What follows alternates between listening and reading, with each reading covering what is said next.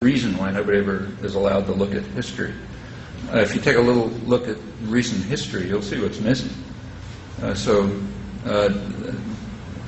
was an article in the New York Times, again, yesterday, asking, what happened to the anti-war movement? It was so huge in the past. How come it's so small now? If you take a look at that article, the first date that it mentions is 1970. Okay.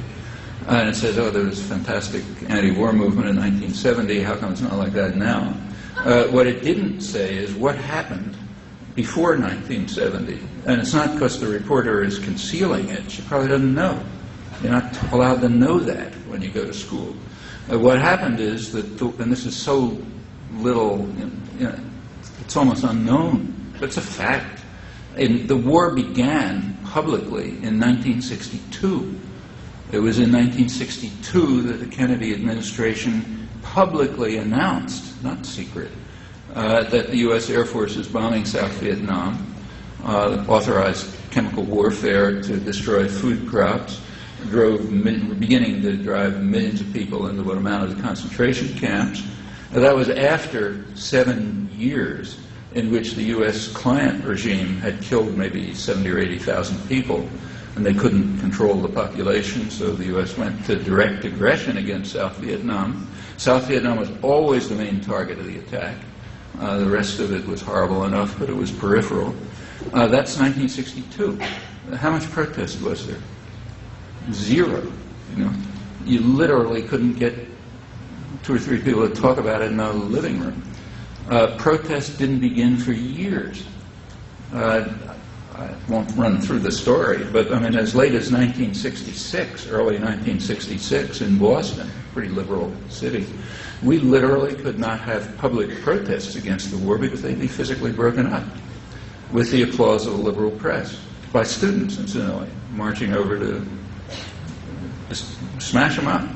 One of them in March 1966, we put in a church figuring that would be safe. No. It was attacked. The only reason it wasn't Arlington Street Church wasn't demolished was because there were a lot of police around. That's after 4 years of war.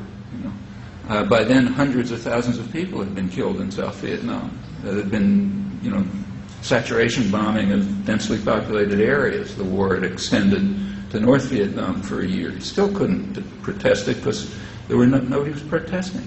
Later, it got to be a mass popular movement, and in fact, an important one.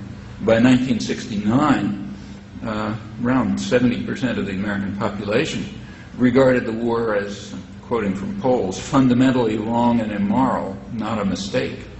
Incidentally, virtually no intellectuals. That's why you don't read that. What you read is it was a mistake. But the population said, no, it wasn't a mistake, it was fundamentally wrong and immoral. And furthermore, they kept that. People have kept that attitude right up to the most recent polls about a year ago, but not among the educated sectors. For them, it was a mistake. It cost us too much. Benign intentions went awry, and so on. Enormous split between the public and the educated classes. So there finally was massive protest. This time is quite different. There's massive protest long before the war even started. That's a tremendous difference from 30 years ago. It's not the only difference. The whole country became a lot more civilized in just about every respect you can think of. There was no women's movement back then. There was no environmental movement, a couple of people maybe. There were no third world solidarity movements. There was no mass popular anti-nuclear movement. There was certainly no global justice movement. That's the last couple of years. There were no anti-sweatshop movements. Just go across the board. All sorts of things have happened which have completely changed the country, including opposition to aggression and violence. And furthermore, the government is well aware of it.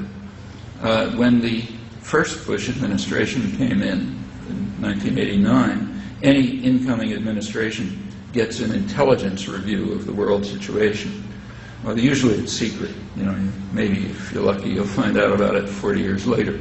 This one, a paragraph got leaked. It was barely reported, but it was very important, maybe because it was very important. And you should pay attention to it because it explains their thinking. It was about what the U.S. should do in a war against much weaker enemies. Okay? They're the only kind you get involved with, for obvious reasons of prudence.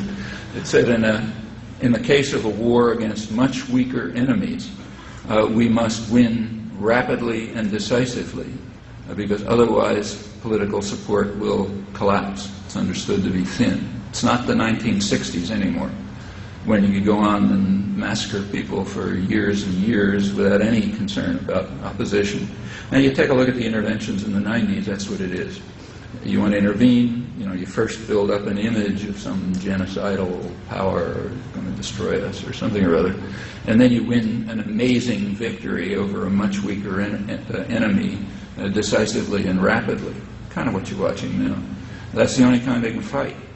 That's an achievement.